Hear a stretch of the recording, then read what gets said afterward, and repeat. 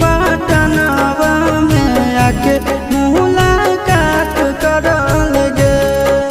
आगे चली जाइबू छोड़ी के दुनिया विदाई अपने हाथ कर लगे।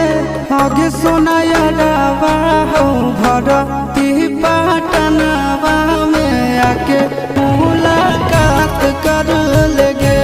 आगे सोनाया रावा हो भरती पटना